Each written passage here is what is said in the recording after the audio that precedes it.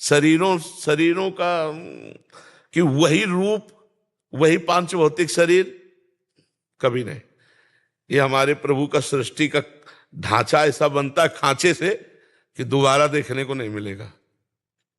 अब बताओ कितने लोग हैं, सबकी आंख और नाक कान और जगह और सब अलग अलग पहचाने जाते हैं, और वो असंख्यों लोग और सबका फिंगरप्रिंट अलग ही मिलेगा। यार कितना चमत्कार मेरे प्रभु का है। नहीं तो ये तो नाशवान शरीर है, वही जन्म जन्म मिले, क्योंकि वही अंदर थे तुम्हारे पति के, और वो चले गए तो तुमने कहां उसको रखा, कहां उसको माना, उसको नष्ट कर दिया ना।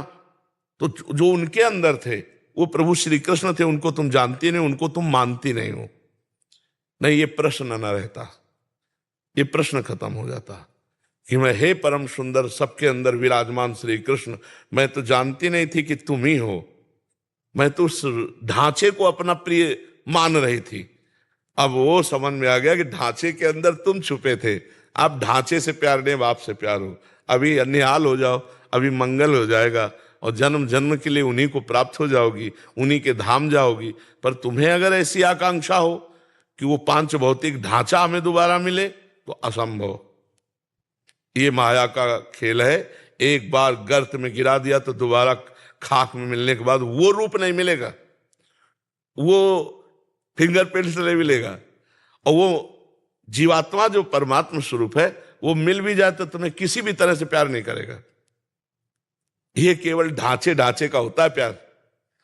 जैसे माता पिता हमारे मर गए, अब वो कहीं ना कहीं तो लीला में है भगवान की, उनको हमारी स्मृति नहीं, केवल स्मृति। जैसे पूर्व जन्म में अपने लोग तो आए ही हैं, हमारा तो जन्म कोई पहली बार थोड़ी हुआ है। पूर्व में जैसे छोटा बच्चा है तो आप माँ जब दुग्ध लगाती है तो पीने लगता है ना, किसने सिखाया? पूर्व का अभ्यास है, ऐसे करो, वो रोने लगेगा। मतलब ये ज्ञान पूर्व का है ना उसको। तो हम लोग पूर्व जन्म से चले आ रहे। अब हमारे पूर्व जन्म के लोग अगर परिवार के मिले भी कहीं तो हम पहचानते हैं क्या? ना वो हमें पहचानते हैं, ना हम उनको पहचानते हैं। ये मायाकृत मोह छोड़ो, ना तुम स्त्री हो ना वो पुरुष, तुम दोनों के अंदर परमात्मा विराजमान हो। परमात्मा की आराधना करो और उसी को प्राप्त हो जाओ, तो उसी को प्राप्त हो जाओगी जिसको प्राप्त करना चाहती हो। अपने प्रेम का नाम जप कर सकते हैं। मोहांधकार है, भगवान का नाम जप करो। प्रेम तो भगवान ही से ही करती थी, शरीर से करती होती तो रख लेती ना। हम बार बार तो कह रहे, आपने जाना उस शरीर के अंदर कौन था? तो मान लो ना, फिर क्या है? इन नाशवान शरीरों की क्या आकांक्षा करती हो? सच्चिदानंद जो सबके हृदय में विराजमान, वही कृष्ण, वही राम, वही विविध रूप धारण करता। प्यार करो तो इनसे करो, इनकी बन के रहो, जीवन कृतार्थ हो जाएगा। हमारी सलाह, हम तुमको अब ये तो ऐसे कहते, हाथ में गुदवा लिया, बोले 7 जन्म का बंधन, 7 जन्म, अगले 5 मिनट में तुम्हारी धज्जियां उड़ के तुम कहां पहुंच जाओगे तुम्हें पता नहीं। काल तुम्हारे अधीन नहीं, तुम काल के अधीन हो।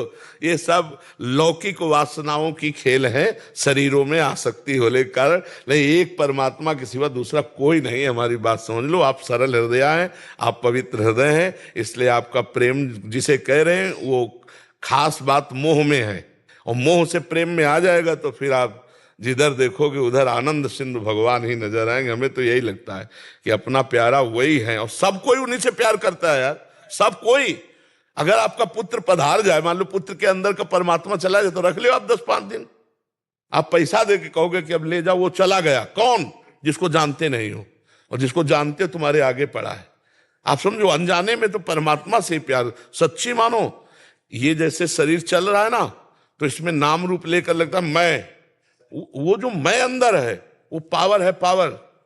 और हम देखो उस पावर के अंश हैं जो सबसे बड़ा है।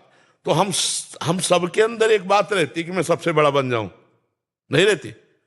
चाहे जिस डिपार्टमेंट में हो, बड़े बने, क्योंकि हम बहुत बड़े के हैं, बहुत बड़े के हैं ना अंश। और दूसरी बात, मरना नहीं चाहता क्योंकि अविनाशी के अंश है। तीसरी बात, दुख नहीं भोगना चाहता, सुख भोगना चाहता क्योंकि सुख सिंधु का अंश है। ये भूलो मत, वही श्री कृष्ण सब रूपों में है। वही बद्री नारायण में अपने